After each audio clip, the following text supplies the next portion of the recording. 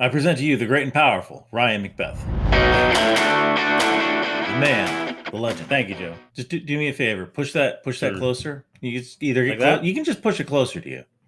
Yeah, that works. Thank you, Joe. I wouldn't I wouldn't call myself a legend. You're a legend. You're like one of those magnanimous conquerors that enters a city and gets all the learned men to visit his tent like, "You learned men, tell me about the stars." Yeah, stars are crazy. It's like, "Hey, there's a big ball of gas up in the sky and it's burning and it can give you cancer." And nobody's like, "Hey, there's a big ball of gas and it's burning." But I like to learn stuff, I learned everything about programming from watching you. Yeah, that's a really bad idea. Tim Corey is a much better programming teacher. Yeah, but does Tim Corey know how to get out of an armbar? Well, it depends on whether Tim Corey's flexible enough to do a hitchhiker escape, or maybe he could try to fish hook. Look at you with your MMA knowledge. Oh, I learned everything about MMA from you. Yeah, no, that's a bad idea. I'm a Mormon. I'm a total Mormon. Do you mean moron? I don't know, Jamie. Look that up. Am I a Mormon or a moron? It says here you're a moron. I'm a what? You're a moron. I'm a moron. That's That's what I thought. I agree. So Ryan, tell me this: you're good with computers. I mean, I write software. So binary trees, did they come from aliens? I'm pretty sure Axel Tool was a Norwegian mathematician and not an alien. Axel Tool laid the groundwork for binary trees, and now we use it for sorting data and priority queues.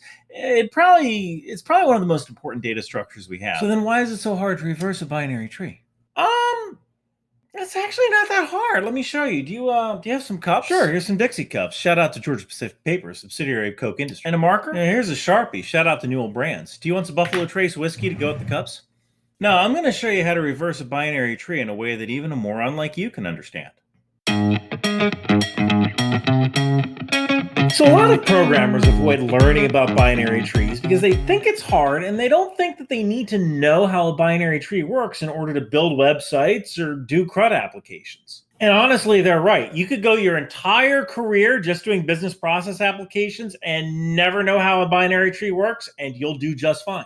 But if you're doing the kind of revolutionary things that Google and Amazon and SpaceX and Tesla are doing, then yeah, you might need to learn a little bit about binary trees. And that's why how do you reverse a binary tree is asked so much when you're interviewing at one of these advanced companies. They want to make sure you know your stuff. And a lot of developers screw this problem up. I think it's because they go straight for the code and they don't really think about the underlying algorithm. So I want to explain the underlying algorithm and show you the code with the help of some Dixie cups. Now, the code for this is going to be on my GitHub and my website, but what I want you to do is get some Post-it notes or some Dixie cups of your own and write numbers on them, and I want you to follow along at home doing what I do.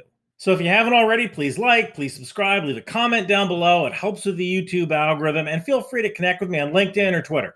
Now, before we start, I'm going to give you an example with a perfectly ordered tree. You're probably not going to encounter a perfectly ordered tree in real life, but it's what we're going to use for an example because it's the easiest way to learn. Now, also keep in mind, this isn't the best or most efficient way of reversing a binary tree, but I think it is the easiest for you to remember when you're put on the spot in an interview or if you're asked to whiteboard or do a coding problem.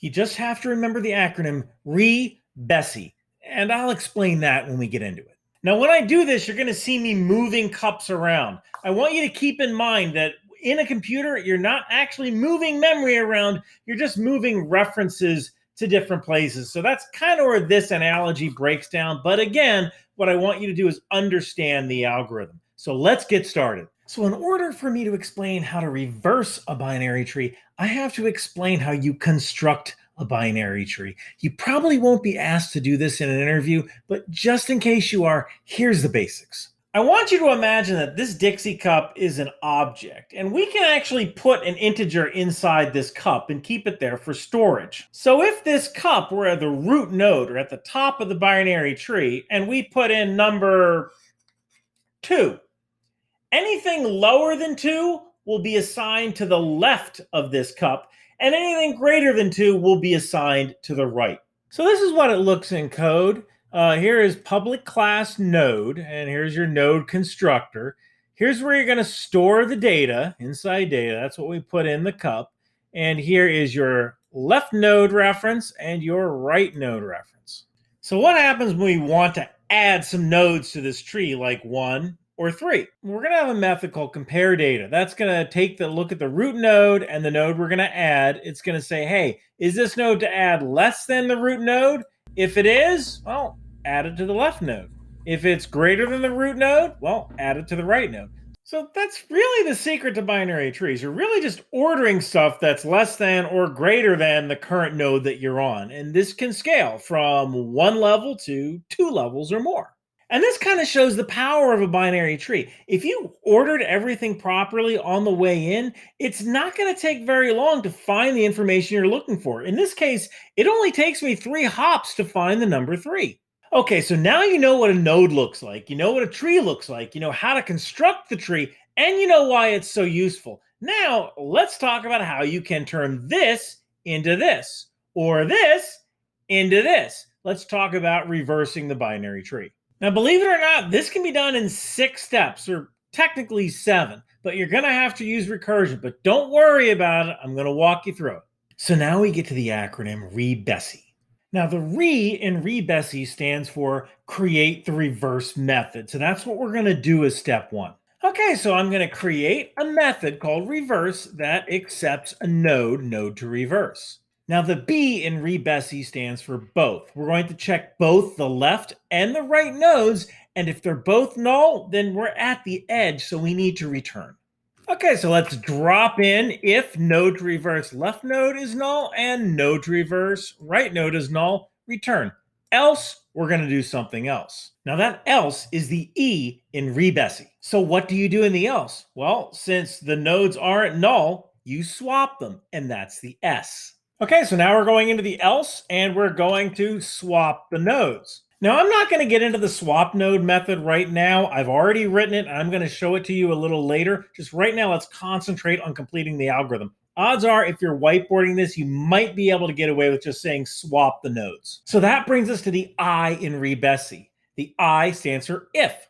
If the left node is not null, reverse the left node. Okay, so let's drop it in. So if your node to reverse left node is not null, meaning there is a value there, well then go reverse that left node value.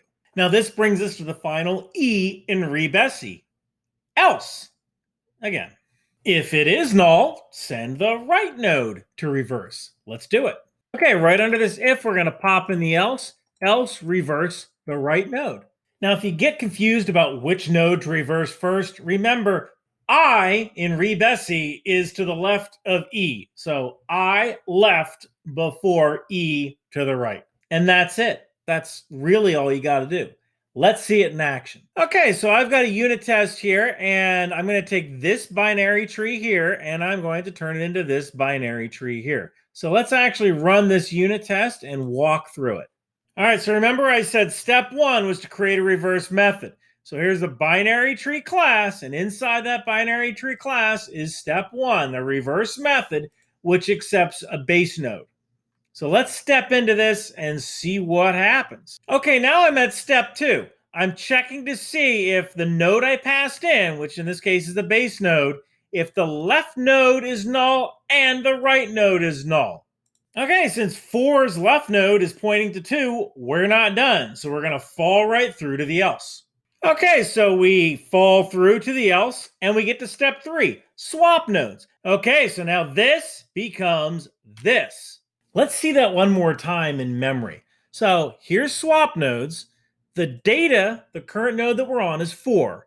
The left node is pointing to the 2 cup, and the right node is null.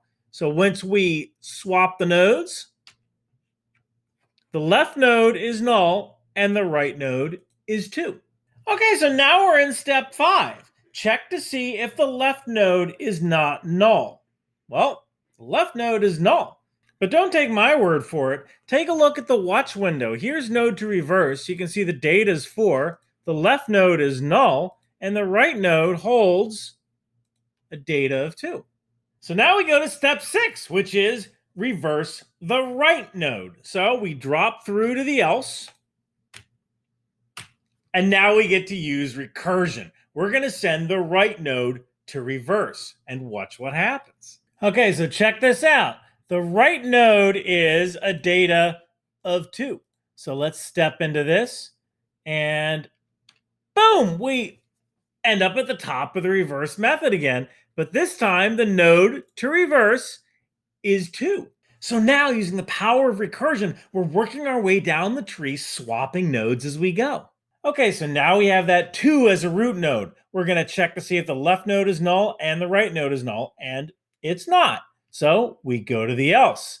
Now we're going to swap the nodes. So the 1 and the 3 are swapped.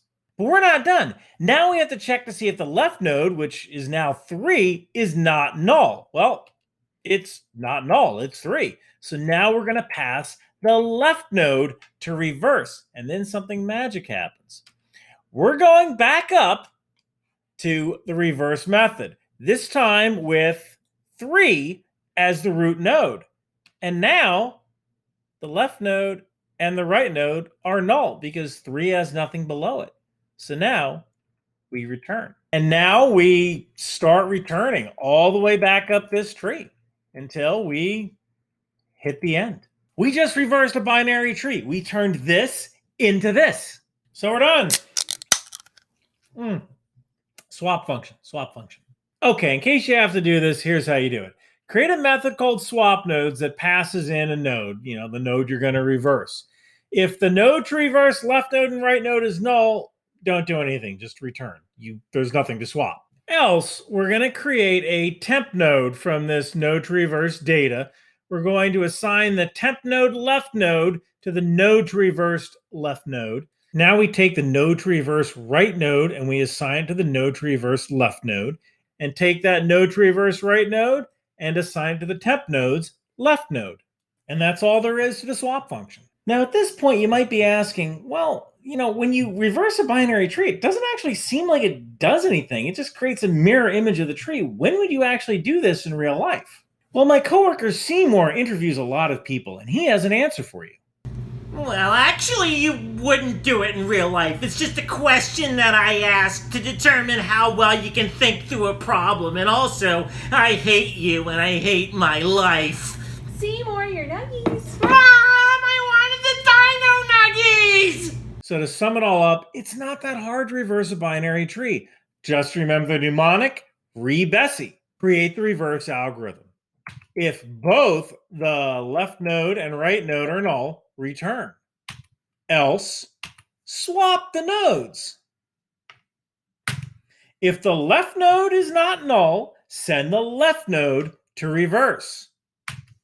Else, send the right node to reverse. And that's it. That's really it. Good luck on your next interview. So you see, PMI has the same number of letters as UFO. Wow. So the project management exam was created by aliens. Of course. When was the Project Management Institute founded? I don't know. 1969, bro. When did we land on the moon? 1969. Open your third eye, Joe. We had to beat the Russians to the moon so we could receive a better way of managing projects from the aliens.